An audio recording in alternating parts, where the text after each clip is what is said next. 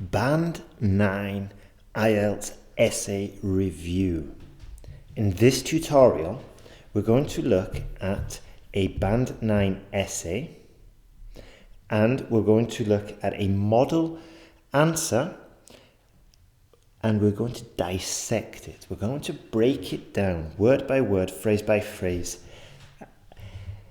to really understand what you need to be doing to get a Band 9.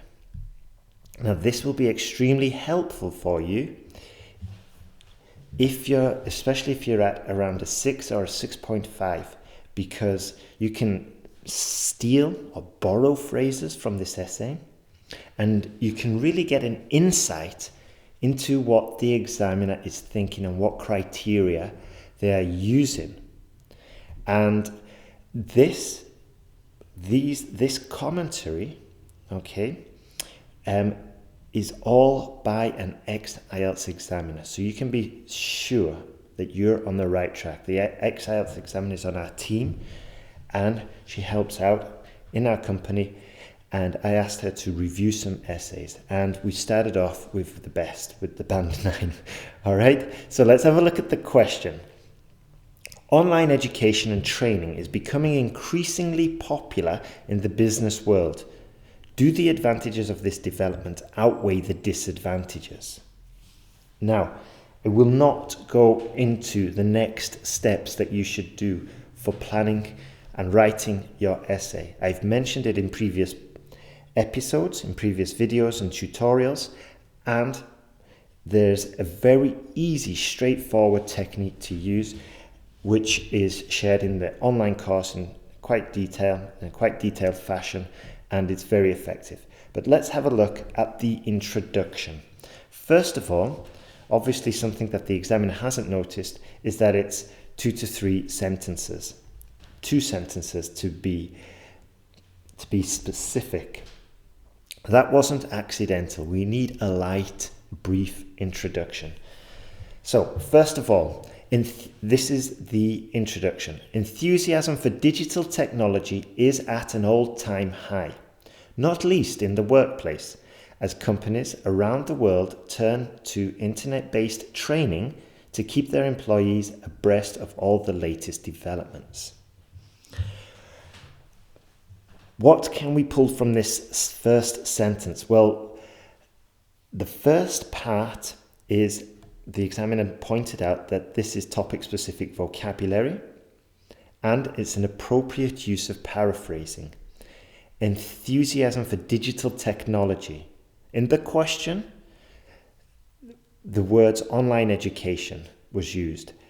The writer has used digital technology, so we're paraphrasing. And also it says becoming increasingly popular. Another way to say that is enthusiasm for, yeah?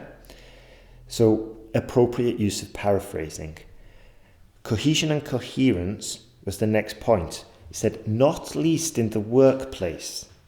Okay, so it's quite a sophisticated and smooth way to link these two ideas. One, the growing enthusiasm for digital technology, okay, and in the business world, it says in the question, in the business world. So I paraphrased and I put, not least in the workplace. The other point that I mentioned was, is at an all-time high. Okay, this demonstrates a wide range of vocabulary. So just to summarize, so far in the first part of this sentence, we've covered lexical resource twice, topic-specific vocabulary, paraphrasing, and a wide range of vocabulary, and then cohesion and coherence by linking the ideas together smoothly, not least in the workplace. Next part of the sentence. As companies around the world turn to internet-based training to keep their employees abreast of all the latest developments, makes natural use of sophisticated vocabulary. Where was the sophistication there? Well, to keep employees abreast of all the latest developments. To keep abreast is to keep update, but it's not the most common word, and it's not the most common phrase, to keep abreast of all the latest developments. So this is the level we should be aiming for. And also, none of this sounds forced. It's very natural. Next one. As with all new trends, once again, linking sentences together so that the essay flows. As with all new trends. Next one. There is some debate about whether this transition is for the best. Let's bring it back to the question. Let's get it back on topic, and we're going to say, I'm going to end this sentence, end this introductory paragraph so it can lead smoothly into the main essay. Also, just bringing it back to the question as well, which is obviously because this essay is Band 9, it's on topic. If we bring it back to the question, we're just making sure that it's all on topic. Next one. By the way, some of these sentences might be like double counted. So for example, enthusiasm for digital technology might not just be a lexical resource point. It could maybe be a point for some other part of the criteria. Also, there could have been some points for grammatical range and accuracy, but just for simplicity, I'm trying to pick out parts from which I'm just going to pick out sentences and then just show you how they scored in a specific criteria. Otherwise, we could be here all day. So let's have a look at the next paragraph. One key reason for this move away from more traditional training methods is the fact that e-learning offers business the opportunity to reduce their expenditure significantly. Now then, one key reason for this move. This would be helpful for cohesion and coherence because it links the introductory paragraph to the main essay. Okay, next one. I guess it would be body paragraph 1 to the main essay, or you could also say introductory paragraph. Now, task response. Which sentence of what I just mentioned was useful for task response? Well, the final part, okay, because it says to reduce their expenditure significantly. You see? Let's just go back to the question. Do the advantages of this development outweigh the disadvantages? Well, I just mentioned to reduce their expenditure significantly. So I'm inferring that this is obviously an advantage. Now, as I just mentioned before, some of these sentences will score points in 2 of the criteria, and this is an example, okay? It's also because that sentence or that fragment, reduce their expenditure significantly, also helps you with your lexical resource because it's a natural use of a wide range of vocabulary, and we've also got a collocation. Reduce their expenditure significantly. Next part. Providing face-to-face training can be exorbitantly expensive. I hope you picked up on 2 of the phrases there. Face-to-face training, topic-specific vocabulary, and a beautiful, beautiful collocation, if I don't mind, if I say so myself, exorbitantly expensive. Woo! All right, let's move on. So, there's a natural use of a collocation there. Now, next part of the sentence, because we just put a comma in, particularly in terms of travel costs and low productivity, and online courses can greatly reduce the expense of keeping employees well informed and up to date. So, also, this is also another argument in favour of online education. We're keeping with task response. We're not going off topic. But more importantly, this sentence, the final part of that sentence, helps you with grammatical range and accuracy because it's an accurate use of a complex sentence. I'll say it again, particularly in terms of travel costs and lost productivity. So there's a collocation there, lost productivity. And online courses can greatly reduce the expense of keeping employees well informed and up to date. So Complex sentence, but it's accurately expressed with no errors. Next point. Computer training renders geographical location irrelevant. Now, this sentence would be very good for sophisticated use of vocabulary for lexical resource, and also renders. That's not a very common phrase, and it's also used in a natural and correct manner.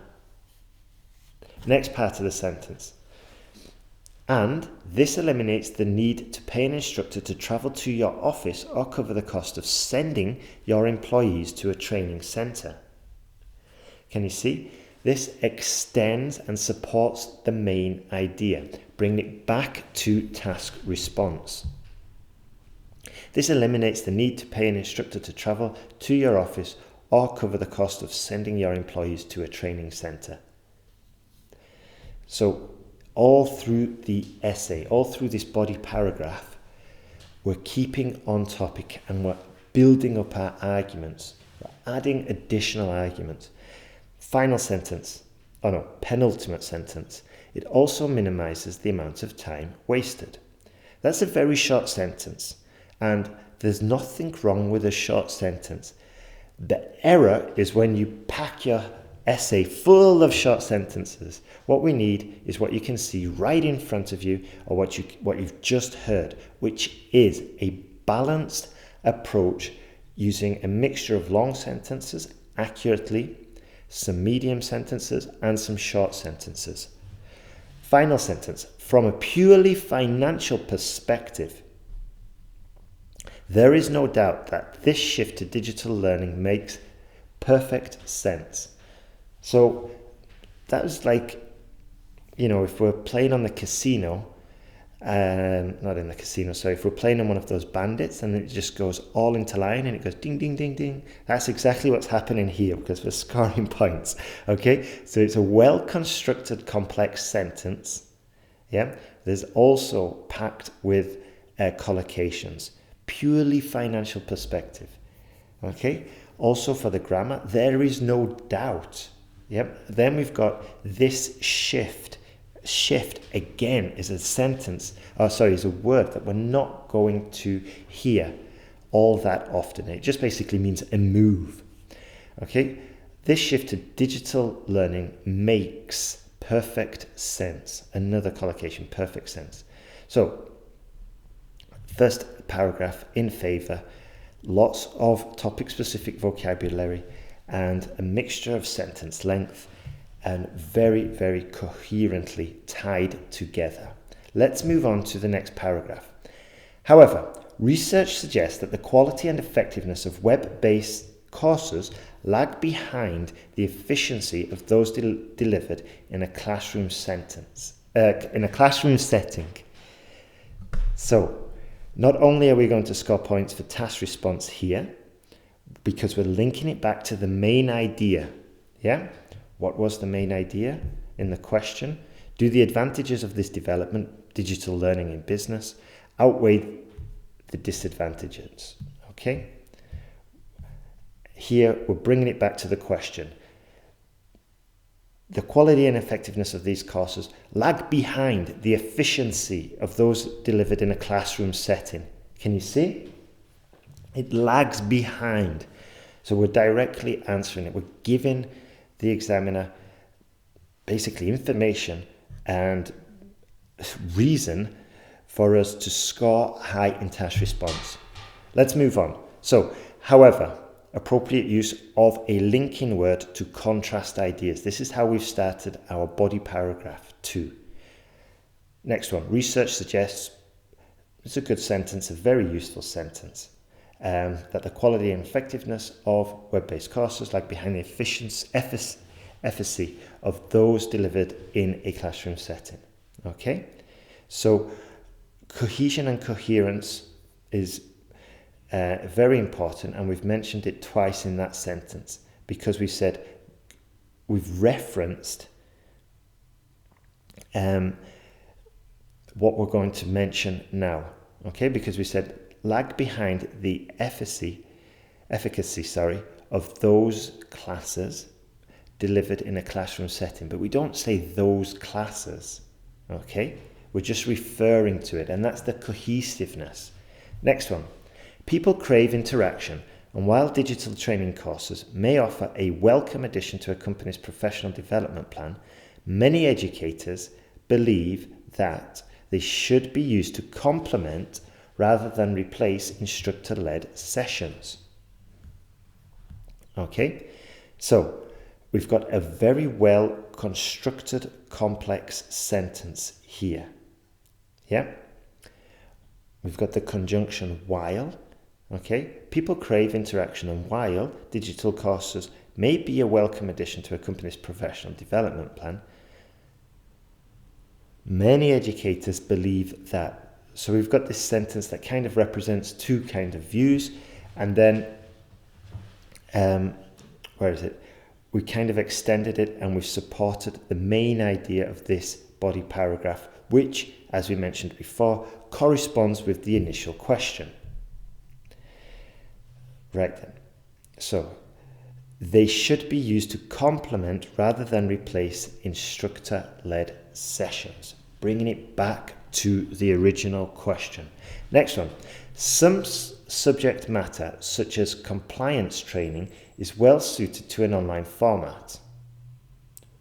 Whereas, this is another example of good cohesion and coherence, because it's linking these ideas together smoothly. Whereas, management or leadership courses which are more collaborative in nature are best taught in person. Okay? In person, there's a good vocabulary, topic-specific vocabulary, especially related to education. Okay? So this is also another useful sentence for grammatical range and accuracy. Let me read it again. Management or leadership courses which are more collaborative in nature are best taught in person. Okay, so here we've shown the examiner we can use a wide range of structures. Next sentence. Many companies are starting to implement blended learning programs. Blended learning. Collocation there. Which aim to combine the best of both worlds. Now, here we've effectively used a relative clause, which aim to.